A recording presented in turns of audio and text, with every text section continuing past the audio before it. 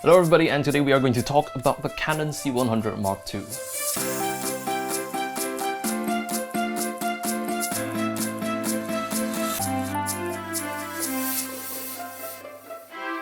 Hello again everybody, and today I am going to talk about 10 things I really love about the Canon C100 Mark II. Now, as you may or may not know, I've been using the Canon C100 Mark II for a little over 6 months now as my main camera, and there are quite a bit of features on this camera that are really lovely and I really appreciate, and would like to talk about that today. So let's get started.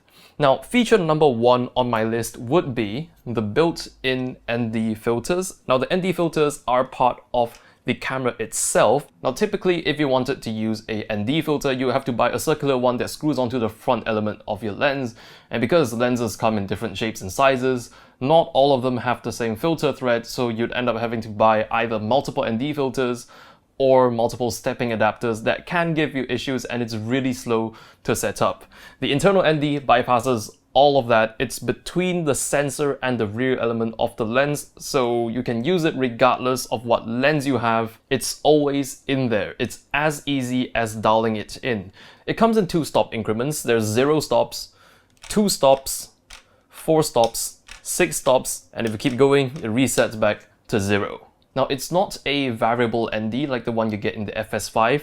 They are different individual filters, each one with a different density. So aside from being really convenient to have, it also means a lot to people who shoot documentaries and or events. Basically, when you need to react really quickly to get a shot. If you used a traditional ND, it would cost you way too much time to set up and it's too much of a hassle. So this can really mean a lot to running gun filmmakers in general, whereby you cannot afford to sit down and slowly tweak and set up your camera between shots. Number 2 is Canon Log. Now, C-Log is a really nice profile to work with. It's nice and flat and retains a lot of detail. I have made a video about log profiles earlier, so I'll link it in the description below if you're not familiar with log profiles.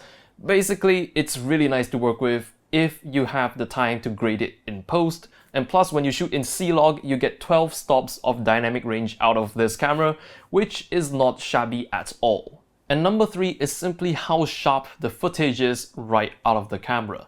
Now, the maximum resolution you can record at is 1080p, but it does have a 4K sensor inside. So essentially everything you record in 1080p out of this camera is downsampled from 4K, which gives you a really overall sharp and crisp image. Now, despite having a 4K sensor, I doubt Canon will ever allow this camera to output a 4K signal because C200 purposes. Now, number 4 is the articulating screen, or the flippy screen, as some call it. Now, it may not sound like a big deal because most Rebel cameras have it. The 700D, the 800D, the 70D, the 80D has it, the 5D doesn't though. But this articulating screen can do this. If you do that to any of those cameras, you're gonna snap it right off. So essentially you end up with a screen on the side of your camera. Now, this is really neat for people who work on production sets because that means the main cam op can still monitor the framing through the electronic viewfinder, and then the crew can see your screen from beside you. Now, the crew can be your AC, assistant camera, or it can be your focus puller, or it can be a director, or it can also be the boom op. So the boom op can see your framing and judge how low they can dip their pull. That sounded kind of wrong. Number 5, dual XLR inputs with phantom power. Now, you cannot use them simultaneously with the onboard stereo mics, and all this requires you to attach the top handle to be able to use it, but having 2 XLR inputs is really neat. So if you have a very short turnaround and you don't have time to run a dual system audio and sync it in post, this will speed things up a lot. Because it has phantom power, basically you can run a shotgun mic right off your camera or any condenser mic. Basically, it saves you the trouble of having to set up a dual system audio with a separate recorder like a H4n or anything. Everything is in the camera as a full package. And of course, it has a headphone jack, which is quite generous by Canon standards. But then again, for a camera of this price, it better have a headphone jack. Number 6, view assists. Now this is categorized as a cinema camera by Canon, so it does come full-blown with the waveform monitor, which is really good. I'll go back to that later. It has vector scope, it has crop mark overlays, it has focus peaking, and it has zebra. Now the waveform monitor, in my opinion, is a really important thing to have. It is such a powerful exposure tool, and it helps you out so much when exposing for your image, especially if you're shooting on a log profile such as C-Log. And one more thing is you can actually punch in, zoom in to check your focus while it is rolling. Try doing that on your DSLR. And number 7, the battery life of this thing is simply astounding. Now this is a BP975 battery, which doesn't come with the camera. The camera comes with a smaller BP955 battery, but the 975 on full charge can give me just over 6 hours of continuous on time while recording. That is really, really great. 6 full hours on a full charge. So this is the 975, this is the 955. Obviously the 975 is a bigger battery. Now my 955 is on full charge, so let me pop that in the camera and see how many minutes of on time I get remaining on a full charge. Takes a while to boot. 235 minutes left on a full charge, which is again not bad at all. So speaking of being able to roll for long periods of time, the C100 has a function called relay recording. It has 2 SD card slots.